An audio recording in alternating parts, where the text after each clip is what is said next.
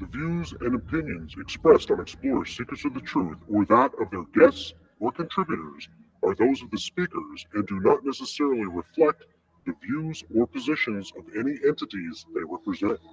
All information on Explorers Secrets of the Truth is provided in good faith. However, we make no representation or warranty of any kind, express or implied, regarding the accuracy, adequacy, validity, reliability, availability, or completeness of any information on this talk show or website.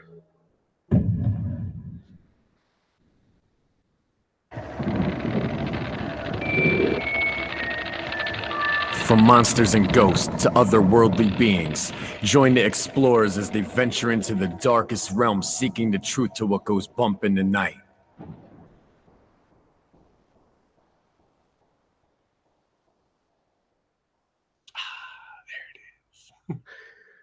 Oh, good evening and welcome to Explorers Seekers of the Truth, episode 51. Tonight, as always, I'm joined by my best friend and co-host, Les. Every time. How are you doing this evening, Les? Well, you screwed me up. I'm sorry. I'm doing very good. Very good. Thank you for asking. How about you? I am doing lovely. That is good. Lovely is better than phrase bad. out. Hey, Moon Joey, good to see you joining in, buddy. So it's nice to be back from vacation, although I wish I still was there. That's why we didn't have the show last week like we were supposed to. I took the family down to South Carolina, so we were down at the beach for a while. Hey, Rick, thanks for joining in, buddy. But now that we're back, and that's why we didn't get to do the show last week, obviously, because I was away and I just wasn't ready for it. The week before, I was trying to get ready with work and get ready for the trip, and then the week after, I was trying to play catch up with work. So I just didn't have the time. But I barely had enough time to get it done for today. So yeah, I was a little worried when I. Yeah, what was it? Yesterday, I think this morning I actually messaged you. Yeah. I was working on it last night. It was like 1 something in the morning. After I got done working on my projects that I'm working on for work, and I'm like, shoot, I got to get something for this show going. So I just started cracking because I had everything tabbed out in the book that I will show that everything was referenced from for tonight's show. But I had everything tabbed out. I just had to put it into our Google Docs format and get the show set up so you knew what we were talking about. But it's all good. It's all good. Keeping you on your toes, you know. Yeah, good surprise. I mean, not knowing the topic until last second. I do. Yeah, why not? No preparation needed. Yeah, of course, I just bluffed my way through it anyway. There you go. We pretty much know everything about the topics anyway. I mean, I don't think there's really many topics that you don't know at least something about. There's a few out there that I know loose information on, not necessarily the concise story. Like one of the stories we're going to share tonight, I actually did a little more research on, so I have some additional stuff from what you had sent me for notes. But so I knew you. I was trying to stump you, and I have yet to stump you with a topic, but I will. Yeah, eventually. I mean, one day I just won't be paying attention. You'll say something I won't know. That's right. I'll wait till I know you're sick. Yeah. But so let's give the normal briefing here. So can you tell everybody where they can find us, where they can message us, where they can see past videos and future engagements? I certainly can. Yeah. You could comment live on both Facebook and YouTube. Any questions you guys ask in the comment section, we'll see live and we should be able to respond immediately. You can find us on Twitter at Explorers Group. You could go to our website, explorersgroup.com. And while you're on YouTube, give us a like and subscribe and interact with us during the show. It helps the algorithms out, and like us on, follow us on Facebook and all that fun stuff. So, but that's about it. That's where you could find us. Well, thank you. And with all that being said, let's get into tonight's topic. Mini Monsters of America. That's right. Yeah, America. Yeah, that's right. We're going to be discussing several of kind of the lesser known creatures from the world, actually from America, from the world of cryptozoology. And these are going to be creatures of the miniature stature. These are going to be mini monsters that we're talking about. And we'll cover such creatures by state. I tried to keep it in some kind of a organized list. Oh, you're laughing about the mini monster? I know you got something you want to say. I say you have a lot of experience with that. So. Yeah. It's the little mini crotch monster. Yeah, we'll try to keep. There's a lot. Like, this is actually the book that I found most of this information is. I don't know if you can see it. There, more here. Yep. Up there we go. Chasing American Monsters by Jason Offutt. This is actually a really cool book. There's tons of creatures, actually 250 creatures, cryptids, and hairy beasts that are listed in this book. But I wanted to go and kind of find, because we always talk about Bigfoot, Loch Ness Monster, the more popular, larger cryptid creatures. I guess the Chupacabra and Jersey Devil are a little on the small side, but they're very well known, and we've covered all them before. So I wanted to find something that was different, and you don't really talk about or hear much about little monsters. So I found a few, and I put them in order by state. I only have a few. There's so many more in this book that you guys could check out if you get your hands on it. I could put a link for it, an Amazon link for it, in the show notes afterwards. But if we're going to try and fit as much as we can within the hour. If there's time remaining after what I had written down, I do have some other creatures tabbed out that we could cover, but I'm sure we'll fill the hour with what we have. So okay.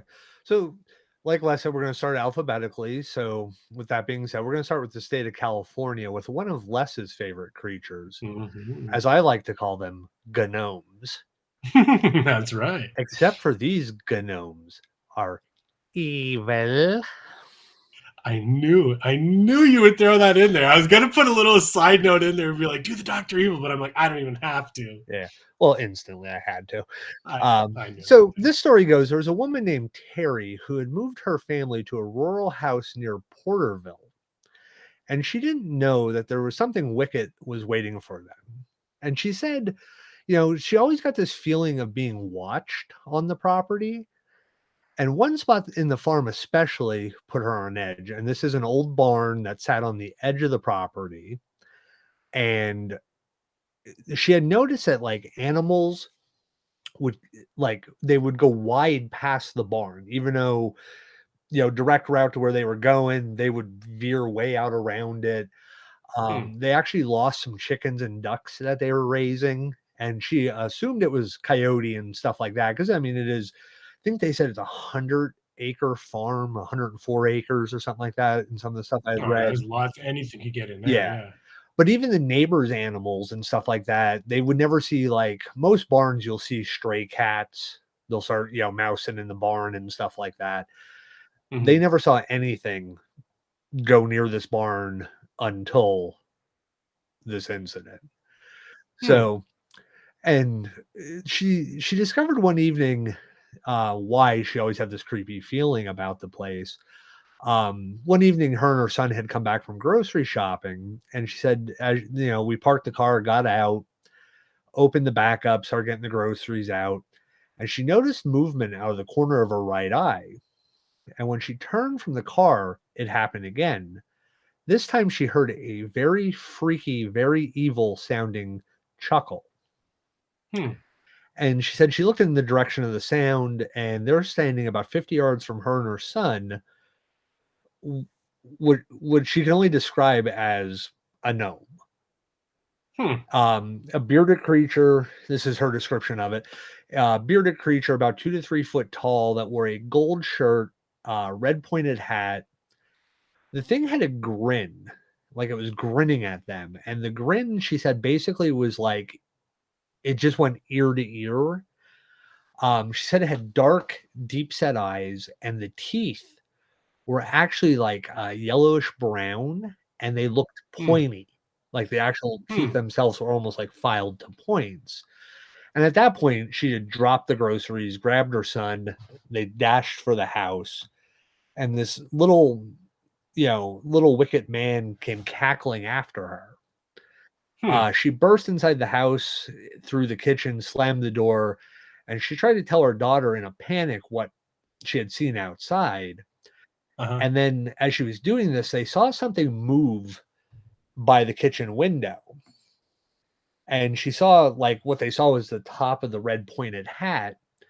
Now, the weird thing is the bottom base of the window is over 8 foot off the ground. She's saying this object was about 2 foot above that. So it was well in the window frame itself, like in the crossing it.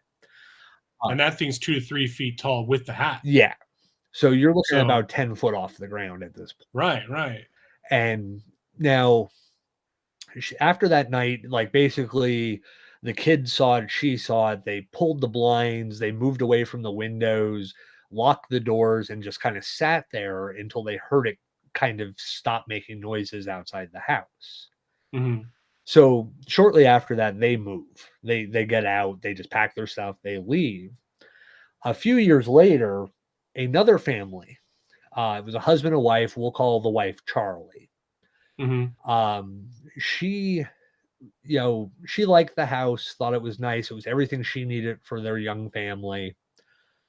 The husband loved, there was a pond on the property, and he absolutely loved it.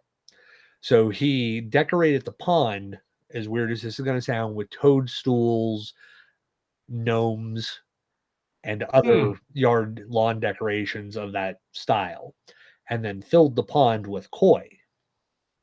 Interesting. Yep, they had never been told the story about the previous family. It wasn't something that was shared around town. So one night about 3 a.m., Charlie and her husband are woken up to this.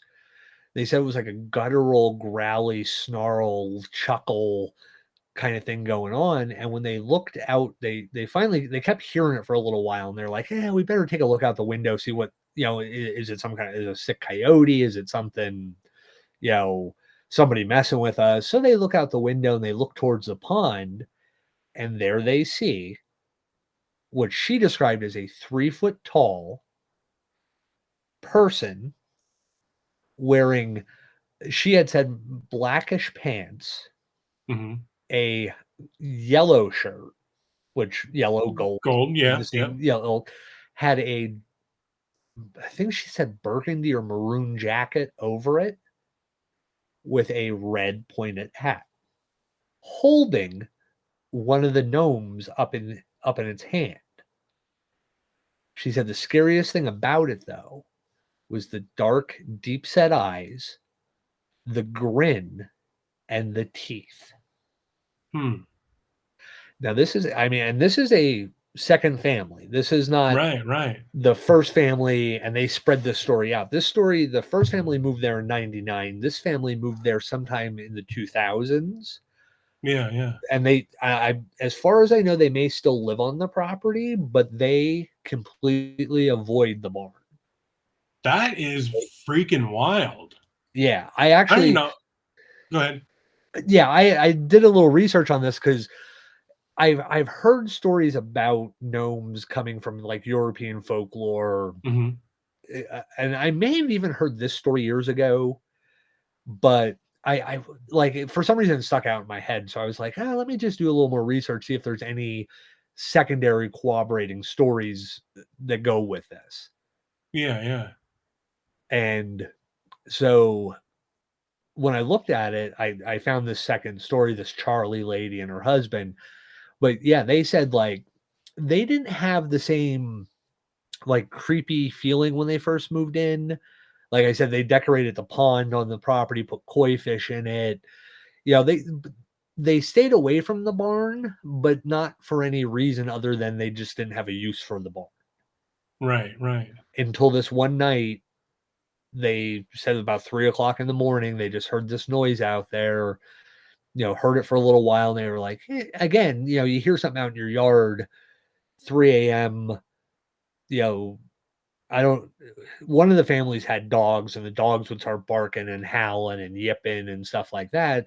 And they always kind of thought it's a farm, it's 100 and some acres. It's probably dogs responding to coyotes or some other animal.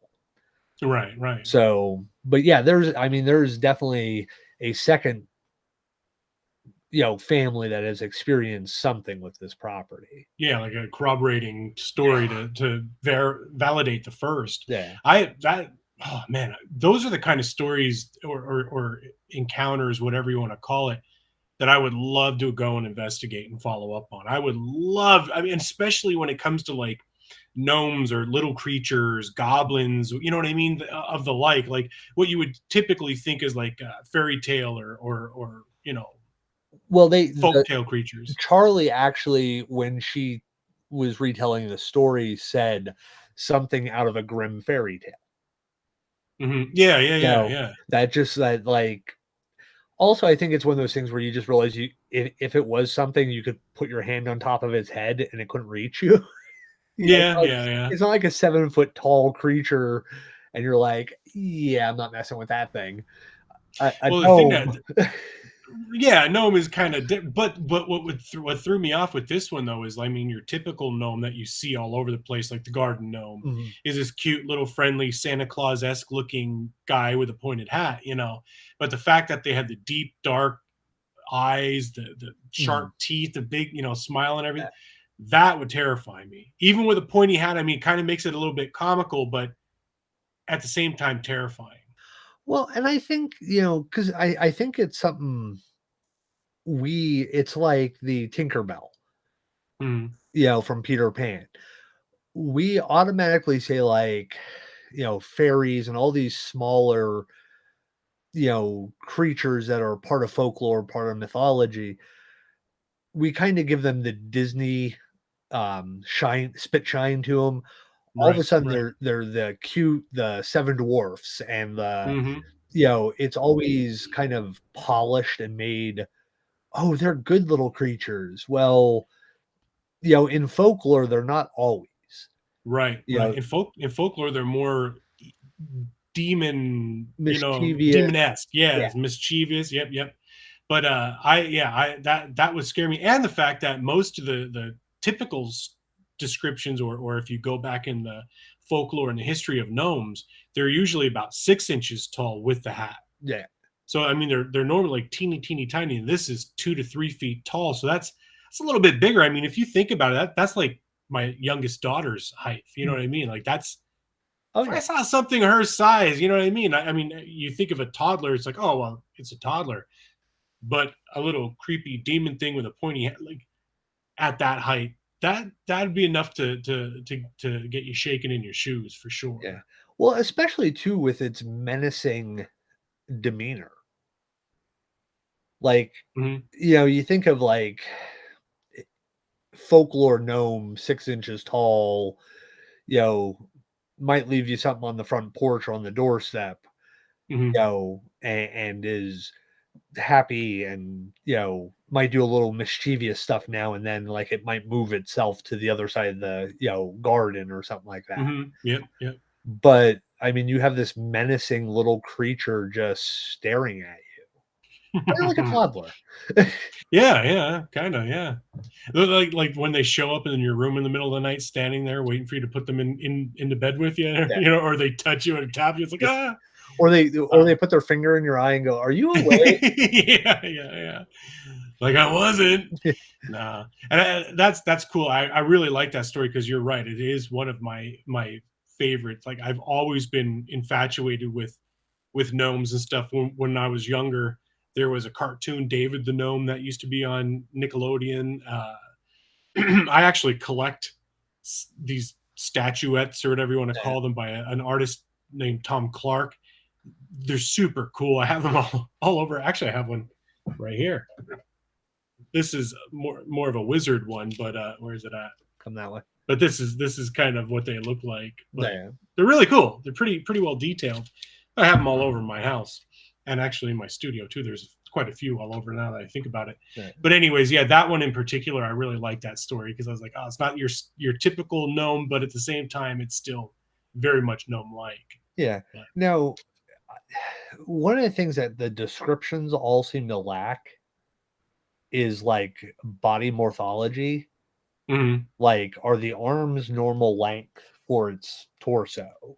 Right, right, You right. know, yes, it's only 3 foot tall, but looking at the logical part of this is, does somebody have a little person living on their property who is trying to avoid necessarily interacting with them, but at the same time is Messing with them. yeah.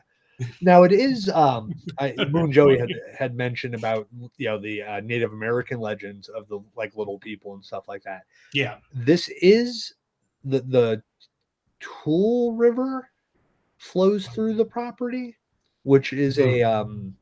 there's a native tribe that was part of their lands. I haven't really looked into their mythology necessarily on it. So there may even be earlier stories of a little person in that area.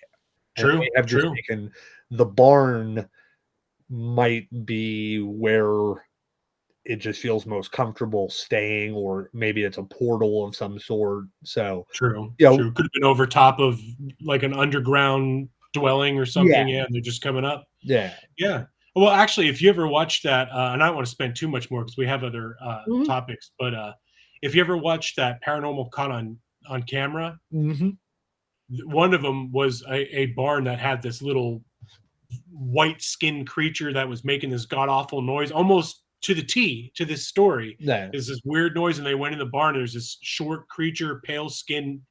It didn't have any clothes or anything on, but it just kind of like lunged out at the person. That it came off as some like, I don't know, hayloft or something, but it like lunged out, and it was freaky as hell. But I mean, kind of the same concept. You don't know what could be under the ground, or Mhm, the history of that property, especially if we're a Native American. I mean, is this something that they had summoned up or conjured or something? You know what I mean? Is there, what's the link? mhm, You know, but anyways, I really like that one. That one was great. And to Moon Joey's point, there's a lot of North American folklore with small people creatures or humanoid like creatures. mhm. But now we're going to go from California to Connecticut. And here you'll find creatures referred to as melon heads. Sounds very similar to candies we used to enjoy with like lemon heads and stuff when we were kids. But these were called melon heads. And they're something terrifying with a taste for human flesh, lurks in backwater areas across Connecticut. Something small, the melon heads, the small humanoids with huge heads, bulging eyes, and wiry limbs lurk in the woods and prey upon passersby. And prey upon passersby. They claim to be everything from incestuous backwoods rednecks to descendants of colonial witches.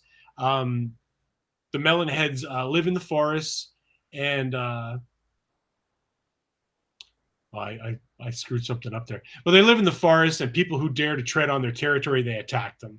In Fairfield County, the melonheads are supposedly inbred cannibal offspring from 20 insane asylum patients that had escaped when a fire destroyed the asylum and killed the administration staff and most of the patients. Like, there's all these different kind of Yeah. backstories that people are trying to attribute to whatever these creatures are. And I find it weird because you take that description of what they look like, correlates pretty closely to the description of those gnomes, Mhm. just without the clothes, you know? But according to a story in the Torrington, Connecticut Register Citizen, although more of an urban legend than actual monsters, the melonheads cause travelers. Well, they attack travelers on lonely tree-covered country roads in rural Connecticut, and it causes them to drive a little bit faster.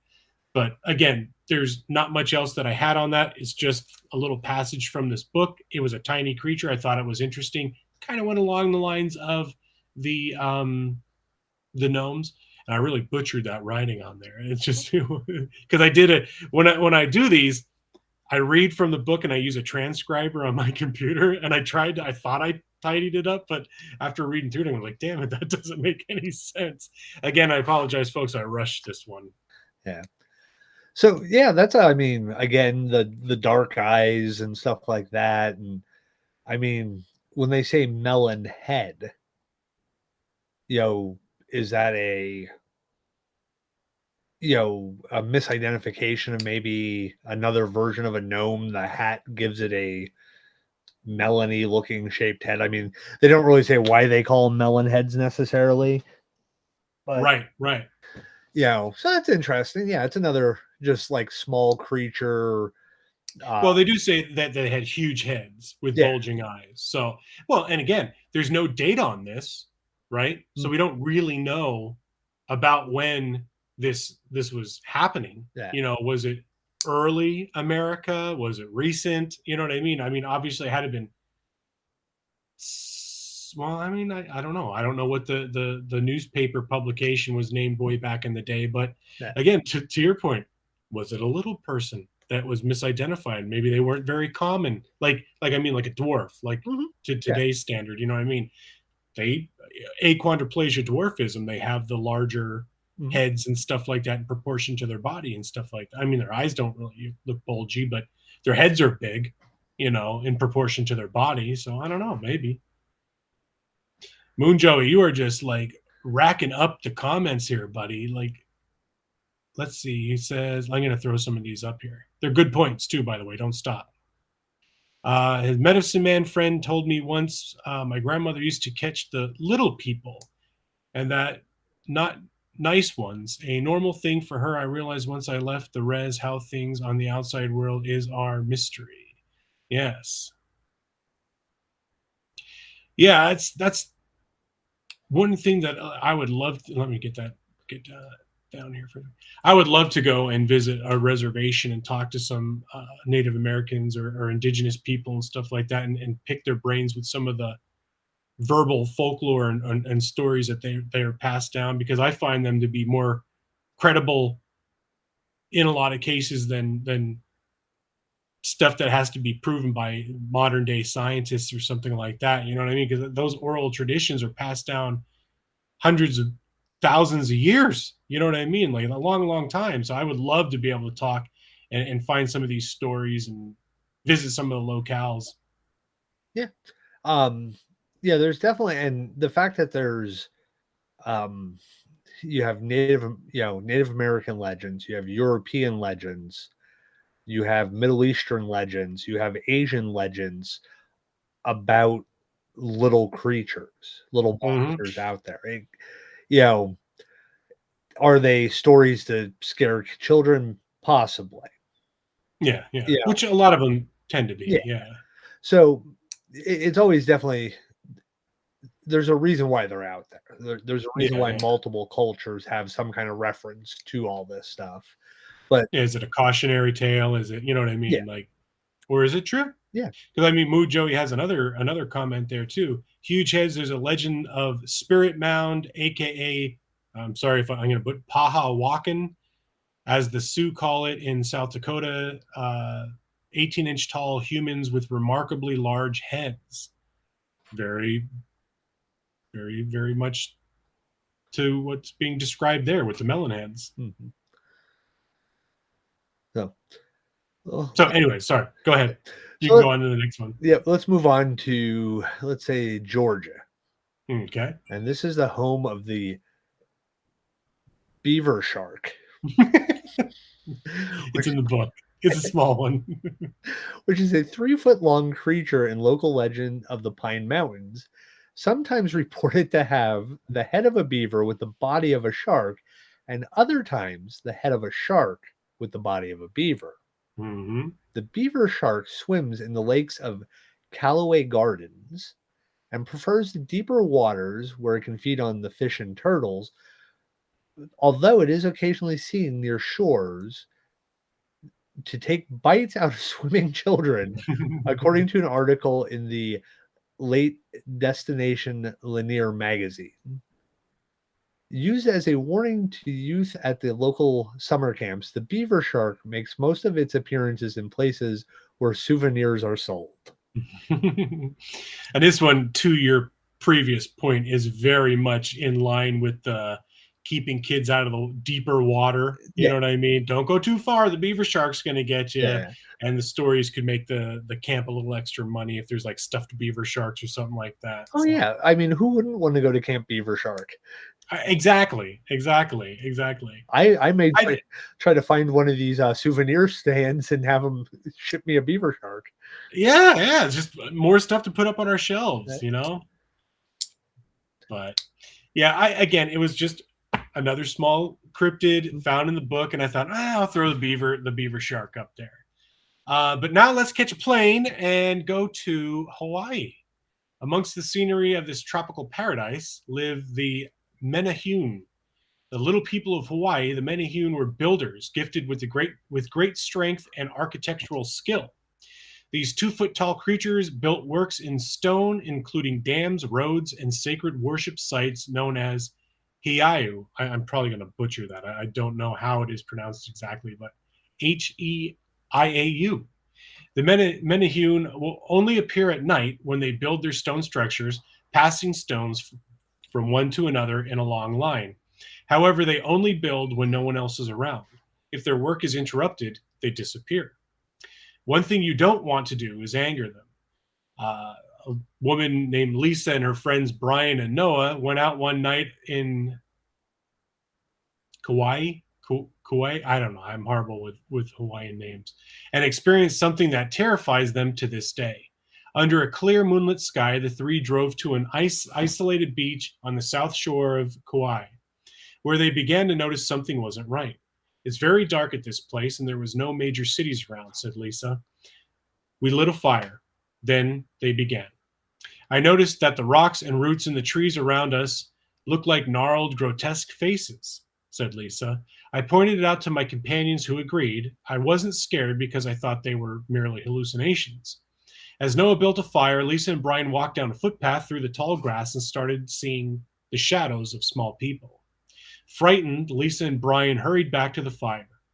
We were right next to a heiau, or I don't know, however you call it, the sacred spot, a pre-contact place of worship for Hawaiians, like an altar, Lisa said. I was very miffed that he would bring us to such a creepy and spiritually charged place. Growing paranoid that they had upset something ancient by their presence, Lisa and Brian decided to walk to the heiau and offer the only food they brought with them, a pear, as a gift. As they approached the sacred place, I'm not even going to try and say that name anymore, Lisa couldn't go any closer and stopped. The vibe of the place seemed very charged, not like when they first arrived, she said. We said a prayer out loud, stating our respect and that we were giving a food offering. Brian walked into the grass to deposit the pear and disappeared. A few moments later, Brian came running out of the grass and said it was full of little people who attempted to encircle him. They abandoned the fire and drove screaming into the night. And that is the Hawaiian legend of the little people. You know, that's kind of funny and not necessarily on the same track. I don't know if you've ever heard of Coral Castle in Florida. A guy built this coral stone castle monument by himself. Okay. Mm-hmm. And one of the things was, first of all, he moved like 2-ton, 3-ton coral stone by himself. But he'd only work at night. And when he had started the project, he had put a like 18-foot stockade fence he had built around the site. Mm-hmm. And what people used to say is when everybody wanted to kind of know what he was up to. So they'd try to sneak out to the site and they'd hear him working. And as they got closer, they'd hear the work stop. And he would climb the stockade fence and sit on the top. And the strangest thing people always said was no matter which direction you came from, he would sit on top of this fence like he knew where you were. Like if you came from the left side of the stockade fence, he'd be sitting up on the left side and he would like people would say it felt like he was staring them right in the eyes, and he would sit there and say, I'm not gonna start working again until you leave. And people tried it, like they stayed there for hours sitting in the same spot hiding, and he sat Huh. there, and they always said it felt like he was staring you in the eyes, but he wouldn't move. He would just sit there, and people stayed for hours, and he would just sit on that fence for hours just waiting for them to leave. That's pretty bizarre and very, very similar to this story. Who knows? Maybe he was. I mean, they said they're super strong and skilled builders and architecturally skilled builders. Who knows? Maybe he had a group of these little people helping him. Yeah. And it is kind of funny, like you had mentioned before, how a lot of these stories relate to the Disney-esque interpretations of gnomes or dwarves working in mines, and they're builders, they're workers, they're strong. You know what I mean? They're I don't know. Yeah, I just thought that like how they had the similar, like they would disappear. Yeah.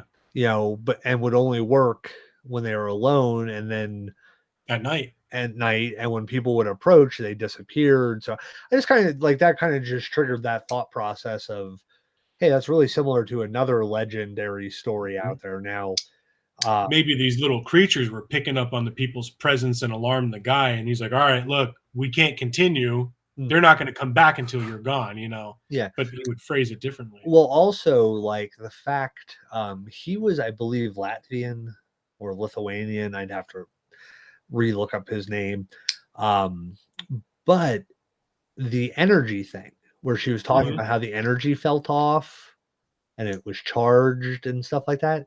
It's one of the things people say about like Coral Castle is it has like a resonating feel to it.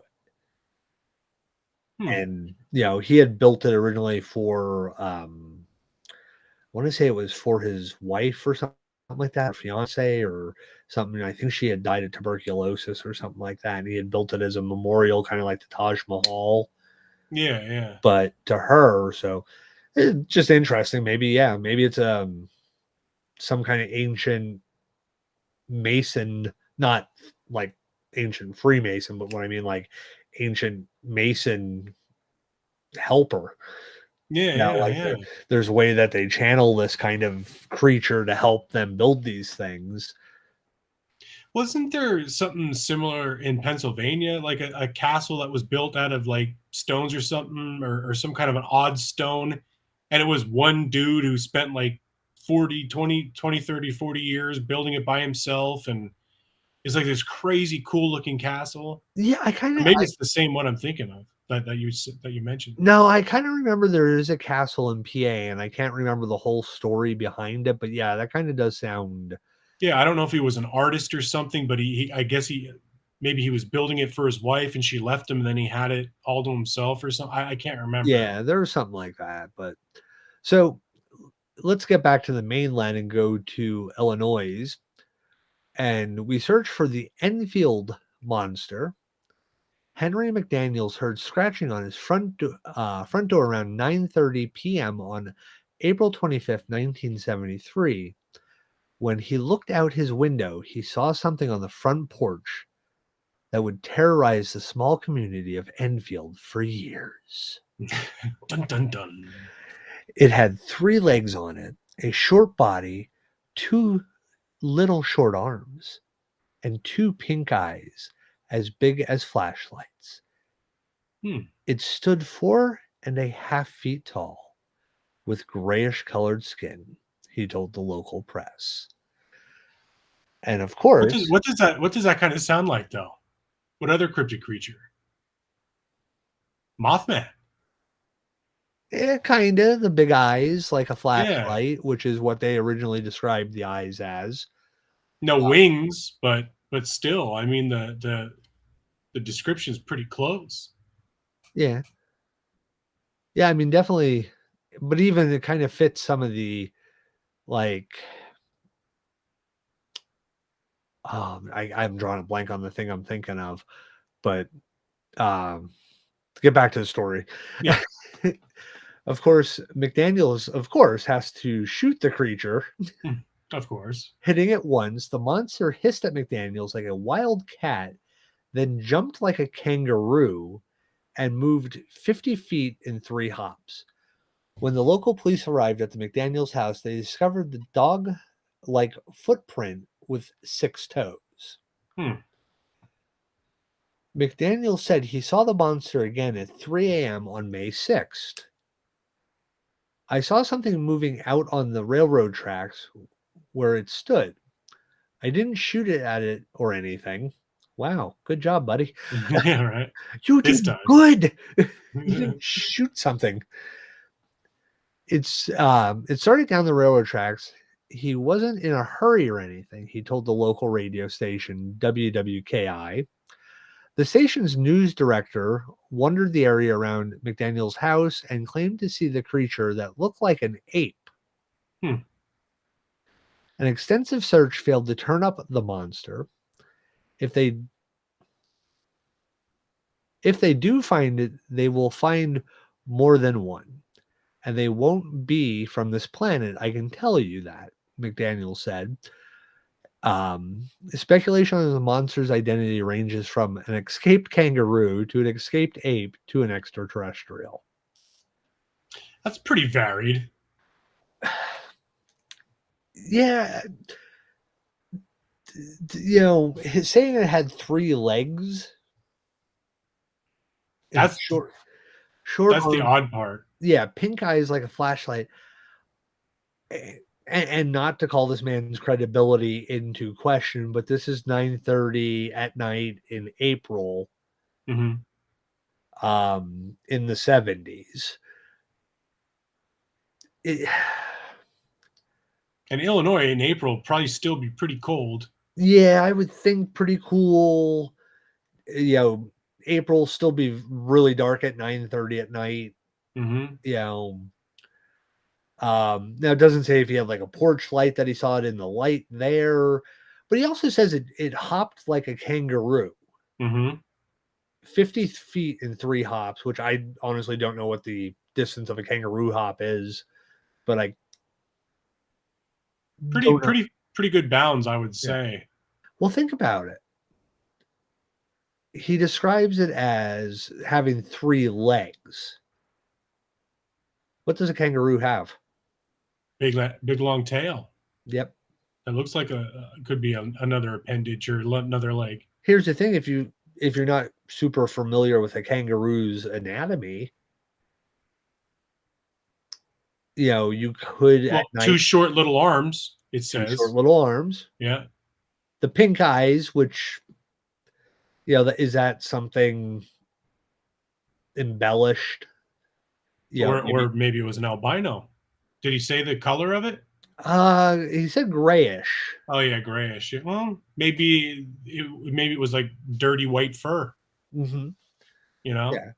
So I mean, it just sitting here thinking about it, it fits to a point of a kangaroo, because I mean, yeah, its locomotion is kangaroo-like. It's described as a kangaroo. In its motion. But then the news director for the radio station, when he claimed to see it, he thought it was an ape. Yeah, well, apes don't look. I mean, if you're talking like great ape, chimpanzee, gorilla, that definitely doesn't. There's a very, very hard line between the two. A hopsquatch, Moon Joey says. I can't. I don't know about that correlation. I mean, unless it was like, if he was referring to like a baboon or something like that, or more dog-like, that would be more similar to a kangaroo's face. You know what I mean? I don't know, but we're also, and the other appendage hanging out could have been a baby. You know what I mean? That he just couldn't really tell, like the baby's hanging out of the pouch. Well, we're also looking at a news director for a radio station. So you have drawing in an audience. Yeah, especially in the early days of mass media like that. Mm-hmm. The newspaper guys always wrote stories that embellished what was going Everything. on. Yeah. Radio guys, the Kecksburg radio guy, I mean, that's the reason a lot of people are, involved in research into the Kecksburg incident, is that radio guy is, Mm-hmm. his story. So now you have a news director again out there, traipsing around somebody's house looking for something. And of course, too, when you say news director, I've worked in media. I've worked in all three major forms of media. Mm-hmm. News directors generally nowadays don't go out and do that kind of stuff.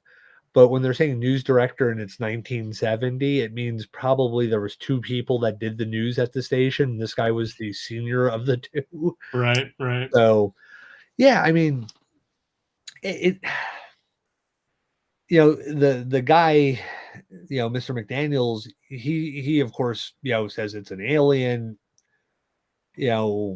How much of it, again, it goes back to, I don't know the creditability level of this gentleman. Right. It was, it doesn't say what he did for a living or anything like that. So you don't know, was this guy prone to flights of fancy? Was he, some respected member of the community? Also it's the 70s, UFOs, Bigfoot. Yeah. I mean, Yeah. that's Well, that's it, part of that story too. Was in 1978, researchers at the Western Illinois University, headed by David L. Miller, investigated and analyzed the incident, publishing it as a case study in social contagion. The researchers found there were no more than 3 firsthand reports. So there's only 3, the main guy, I guess the news person, and somebody else. So there were only 3 firsthand reports that had subsequently been exaggerated by news stories and local gossip into like an epidemic kind of thing, according to this study. And in this area of Southern Illinois, it's not unreasonable to assume Mr. M or the radio news team had actually seen an animal. People were interviewed from the recent events in these terms. Their accounts admitted the possibility that large dogs, calves, bear, deer, and wildcats had been sighted. Some frames suggested that an exotic pet such as an ape or a kangaroo was the catalyst for the monster reports. And then finally, some people tactfully suggested that Mr. McDaniels had a notoriously overactive imagination and had probably been shooting at shadows. So, I mean, who knows? This guy could have been the local drunk or just kook, Yeah. But in any event, they interviewed only one person who agreed that Mr. McDaniels claimed that he had indeed seen a, quote, monster from outer space. So, I mean, they actually did research it. I mean, they tried to get like a scientific study going on it, but yeah. Well, also you always got to we came to the conclusion kangaroo makes a lot of sense in that description. Yeah. Was there a traveling circus that kangaroo got out at? Was there a farm that had exotic, a petting zoo and the kangaroo got out? Well, and don't forget that was back in the 60s, 70s when exotic pets, there were no restrictions. People had, all kinds of, like in London. I mean, like the big cat explosion over there. I mean, people had freaking lions, African lions in their living rooms and stuff. Oh yeah. With no restrictions. But yep.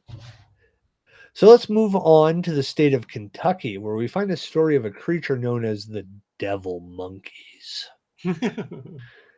3 to 4 foot tall, excessively hairy, bipedal, and vicious. Devil monkeys have been reported in the south and southeastern states for decades. Resembling baboons, devil monkeys are also reported to have strong legs like a kangaroo, 3-toed feet, and a long bushy tail. In Kentucky, the most famous devil monkey encounter occurs in 1973 when a farmer near Albany reported 3 of these black primates after he's, 3 black primates had slaughtered livestock. No devil monkeys were ever captured, and given the fact that there's about 12.4 million acres of forest in the state of Kentucky, it's not out of the question that a congress of baboon-like primates could have found a home in the woods of Kentucky. And yes, a group of baboons is called a congress. Makes sense. So again,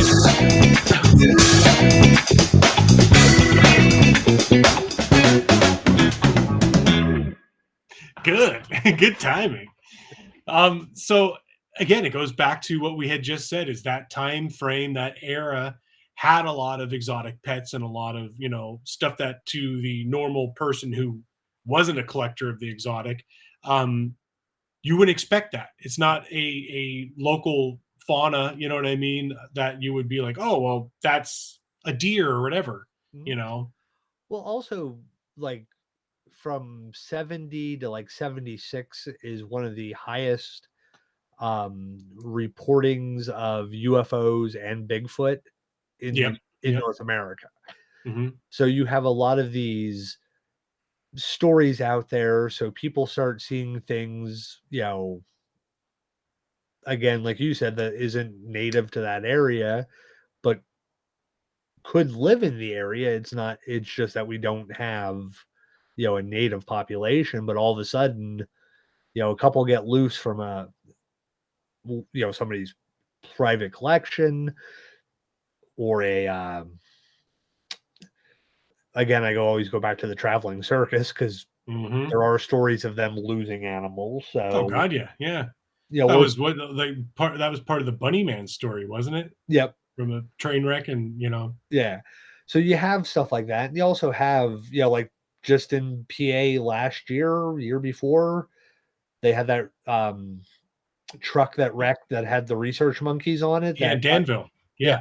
Escaped. Yep. So, we're told they were all found, but this is back in 1970 something. And ironically, that wasn't that right around the pandemic too. Yeah, when all these monkeys, Yep. So yeah, I mean, but you go back to 73. Maybe somebody's importing, exporting, or researching on baboons. Yep. Don't have the proper permits and accidentally lose 3 or 4 of them, and they take off into the woods. And Kentucky, I don't know, how badly would that state be affected by hurricanes? Because take Florida for example, like with not at all. No, probably be like up here. Yeah, where you just get like heavy rains and some wind, but nothing catastrophic. Yeah. So I was thinking, like in Florida, like a lot of those facilities would get, demolished, and any kind of exotic wildlife could just take off into the Everglades. Like a lot of the skunk ape reports, I would say, were probably just that, escaped, primates that had gotten out during a hurricane, and they're just loose. Moonjoy, Kentucky is affected by their good bourbon whiskey. That's right. Yeah. That definitely might attribute to some of these legends. Oh yeah. But we're going to stay in Kentucky though, and talk about another mini monster that have been reported down there for over half a century ago. And I'm talking about the Hopkinsville goblins. These have been on a lot of different shows. I guess I'll just skip ahead here. It was in Project Blue Book. There was a show. I was trying to find it before the show started, but I want to say it was on Amazon Prime. It was a series. I can't remember the name, but it was about these goblins down in Kentucky. I guess this researcher, he had a podcast of some sort. He got this almost anonymous or very cryptic email from a person in Kentucky saying about these goblins, and Are you talking about Holler? Yes, Holler. Yeah, that was really good. Mm-hmm. I don't know if it was bogus or if it was like a true documentary or whatever, but it was really good. I don't know, like, necessarily how much of it was dramatized or anything like that, but yeah, the people that did it are pretty, reliable. Their basic thing was they had a museum Yeah. of, like the occult stuff and all that. And Mm-hmm. so Yeah, Holler. That's what it's called. Thank you, Chad. It's Holler, I want to say it was on Amazon Prime that I saw it. It's really good. It's a multi-series show, and they talk about the goblins down there. But I'll get back to the topic. So the encounter started with a spaceship. Billy Ray Taylor and his wife June were visiting the farmhouse of Elmer Lucky Sutton in Christian County on August 21st, 1955, when something otherworldly happened. According to an article in the Evansville Courier and Press, Billy had gone outside to fetch water from the farm's well and saw a shiny flying object descend into a gully about a quarter-mile away. He rushed back inside to tell the 4 adults and 7 children in the house, but his story was met with laughter. The laughter wouldn't last. Soon after the excitement settled, the Sutton's dog began to bark. Lucky and Billy grabbed rifles and went to see what was setting off the animals. They couldn't believe what they saw. A bipedal creature about 3 feet tall walked toward them from the darkness, its arms raised in a gesture of peace. The creature's skin was green. It had large eyes, a large mouth, and enormous ears. Its spindly hands ended in claws. Billy did what any country boy would have done in 1955, and he took a shot at it. Very common theme here with a lot of these stories. They couldn't tell if Billy hit the creature, although he shot from a close range. But after the shot, the little green man did a backflip and disappeared into the trees. That wasn't the last they saw of it. As soon as the men walked into the house, they saw the green man, or a similar one, staring at them through the window. The men shot again, but when they went outside to take a look at the thing, it was gone. No sooner had their shock at the thing's disappearance began to fade than a clawed hand reached at them from the edge of the roof. The men shot toward the roof, but missed the creature. The little green man floated into the air, landed on the ground nearby, and dashed into the forest. The man hurried back into the house. The green things didn't leave them alone. They kept popping up in windows all around the house, only to be targeted by Lucky and Billy's weapons. The men never dropped one of the creatures, but they shot holes in the walls. When it seemed like the creatures had gone, they all rushed to their vehicle and tore into Hopkinsville to get help from the law. The sheriff's department responded to the Sutton house, but all deputies found were numerous bullet holes in the walls and window screens. Officers stayed until about 2:15 a.m. An hour and 15 minutes later, the creatures returned. Although the case was investigated by the Hopkinsville police, the county sheriff's office, state patrol, and the military, no proof of a little green man was ever found. And that hasn't stopped the nearby unincorporated Christian County community of Kelly from celebrating the event with the annual Little Green Men Days, which I would like to attend that. That sounds like it'd be a lot of fun. Yeah, that would actually be.